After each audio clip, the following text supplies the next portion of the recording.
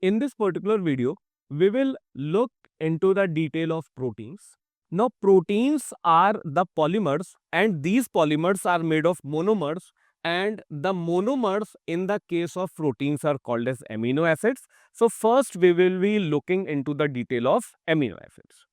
Now, talking about amino acid structure, so amino acids are called as substituted methanes. So, let us look into the structure of methane.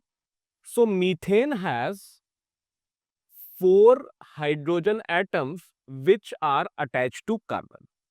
How amino acid will be formed? In this, we will be replacing 3 hydrogen atoms. So, the first hydrogen atom, we will remove this and replace it with COH or carboxylic acid group.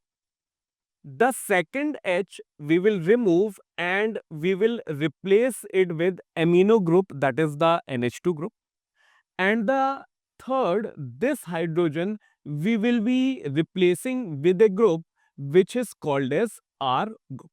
So, in this particular structure, we have replaced the valencies of methane, and that is why we say that what is amino acid? Amino acid is a substituted methane. The second thing, if we look into this particular structure which is formed, then we see that this COH, this will be removed and COH will be linked here. This will be removed and NH2 will be linked here, and this will be removed and R will be removed here. So, if we look into the fresh diagram, then COOH will be present here, NH2 will be present here, R group will be present here, and hydrogen atom will be present here. Now, in this particular structure, if we give attention, then COH is attached to this carbon and NH2 group is also attached to the same carbon. When two groups are attached to same carbon, we call it alpha carbon, and that is why we call these amino acids as alpha amino acids. So, we can call these as substituted methanes. We can also call these as alpha amino acids. So, these are the substituent groups which will represent. Now, if we look into these 4 groups, then in these 4 groups, all amino acids will have COH, all will have NH2, all will have hydrogen, but this particular R group, it will go on changing in every amino acids. So, if we talk about the number of R groups which are present, then we have 20 different type of R groups, and that is why the different amino acids which are present in proteins will be having a number of 20. So, if we talk about the amino acids which are found apart from proteins, then their number is more than 20. But in proteins, only 20 amino acids will be found. Talking about the structure of few amino acids, the first amino acid structure we look into it is glycine. In this, COH, NH2 and H, these groups are the same. The variable group was R, and in glycine we will put hydrogen over here. So, this becomes the structure of glycine.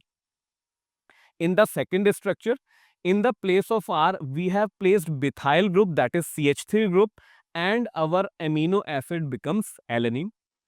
The third one, we have put CH2OH in the place of R group, and the amino acid is serine. So, these R group will change by 20 times and will result into the formation of 20 amino acid. After this, amino acids we can divide into 2 types. The first type is essential amino acid, the second type is non-essential amino acid. Essential amino acids are those amino acids which are not present, not produced in our body. If these are not produced in our body, then we require essential amino acids with diet or food.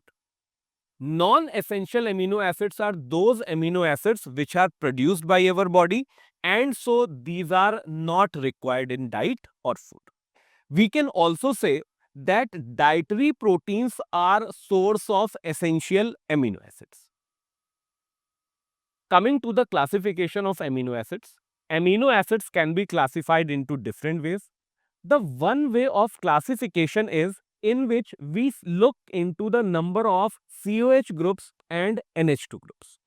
If the number of COH and NH2 group is same, that is one group is there, then we will call it neutral amino acid.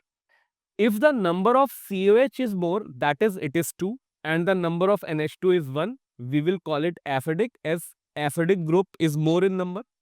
The third is basic amino acid. In this, the basic group, that is NH2, will be 2, COH will be 1, it will be basic. And the fourth are the aromatic amino acids, which have a ring structure in these. We will look into the examples of these. Neutral amino acid, common examples are valine, glycine and alanine. We can look into this particular structure of glycine. It just has one COH, one NH2, so it is neutral. The same thing relies with alanine, one COH, one NH2. Coming to acidic, it will have two COH, example is glutamic acid. Basic amino acid, 2 NH2 group, example is lysine. And in aromatic amino acids, there are 3 amino acids, tyrosine, phenylalanine and tryptophan.